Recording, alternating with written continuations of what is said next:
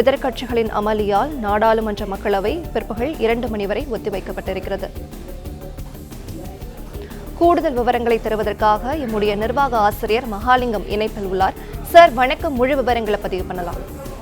நிச்சயமாக. நேற்று முன்தினம் மக்களவையில் நடந்த பாதுகாப்பு குறைபாடு சம்பந்தமான விவகாரம் தொடர்பாக 14 எம்பிகள் சஸ்பெண்ட் செய்யப்பட்டிருக்கிறார்கள். அந்த சஸ்பெண்ட் செய்யப்பட்ட சம்பவத்தை எதிர்த்து எதிர்க்கட்சிகள் இன்று 11 மணிக்கு அவை கூடியதும் தொடர்ந்து அமளியில் ஈடுபட்டார்கள். அதனால் மக்களவை தொடங்கிய சில வினாடிகளில் ஒத்திவைக்கப்பட்டிருக்கிறது.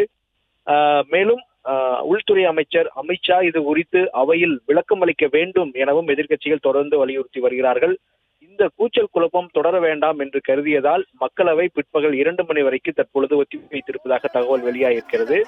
ஆனால் மாநிலங்களவையில் வழக்கம் போல அலுவல் நடந்து வருவதை நாம் பார்க்கிறோம். அங்கு இன்று பட்டியலில் உள்ளபடி அமைச்சர்கள் தங்களது அறிக்கைகளை தாக்கல் செய்ய தயாராகி கொண்டிருக்கிறார்கள். அதற்கான அனுமதியும் வழங்கப்பட்டுக் கொண்டிருப்பதை நாம் பார்க்கிறோம். வெளியுறவுத்துறை இணை அமைச்சர் முரளிதர ராவ் தற்பொழுது தொடர்ந்து அவரது அறிக்கையை தாக்கல் செய்ய அனுமதி கோரியிருந்தார். அதற்கான அனுமதி என்பது வழங்கப்பட்டிருப்பதாக தலைவர் தற்பொழுது தெரிவித்திருக்கிறார். அதனால் தற்பொழுது தொடர்ந்து அந்த பணியில் அவர் ஈடுபட்டு கொண்டிருக்கிறார். அந்த காட்சியை நாம் பார்க்கிறோம். அதே போல மற்ற அமைச்சர்கள், குறிப்பாக தொலைத்தொடர்புத்துறை இணையமைச்சர் மற்றும் ரயில்வே துறை இணையமைச்சர் ஆகியோர் தங்களது துறை சார்ந்த அறிக்கைகளை தாக்கல் செய்ய வேண்டும் என்ற ஒரு கோரிக்கையை முன்வைத்திருக்கிறார்கள். அது அலுவல் பட்டியலிலும் இடம்பெற்றிருக்கிறது.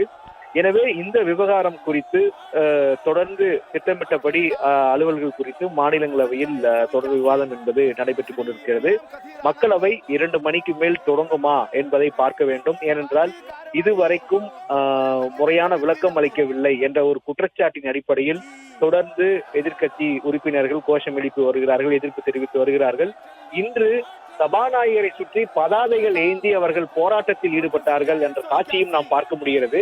எனவே இந்த சபாநாயகரை முற்றுகையிட்டு பதாதைகளை காட்டியதால் அவை தொடங்கிய சில நொடிகளில் அவையை ஒத்திவைக்க வேண்டிய நெருக்கடி என்பது சபாநாயகருக்கு ஏற்பட்டதாக நாம் பார்க்கிறோம். எனவே இந்த காட்சிகள் தற்பொழுது வெளியாகி இருக்கிறது. மக்களவை தொடங்கிய சில வினாடிகள் ஒத்திவைக்க காரணம் எதிர்க்கட்சி உறுப்பினர்கள் கையில் பதாதைகளை ஏந்தியபடி சபாநாயகரை சூழ்ந்து கோஷம் எழுப்பினார்கள். அந்த சம்பவத்திற்கு பிறகு உடனடியாக 2 மணி வரை ஒத்திவைக்கப்பட்டிருப்பதாக அறிவிக்கப்பட்டிருக்கிறது. ஆனால் எதிர்க்கட்சிகள் நேற்று நாடாளுமன்ற வளாகத்திலும் போராட்டத்தில் ஈடுபட்டார்கள், அவைக்குள்ளும் அமர்ந்து போராட்டத்தில் ஈடுபட்டார்கள்.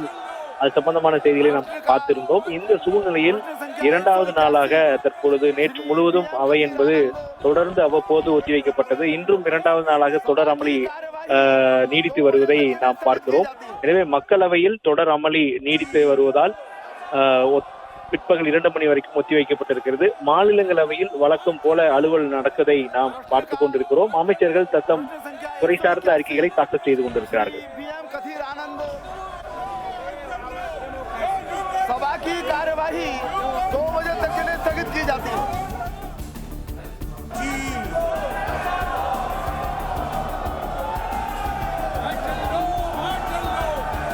प्रश्नकाल प्रश्न संख्या 181 श्री PM कथीर आनंद।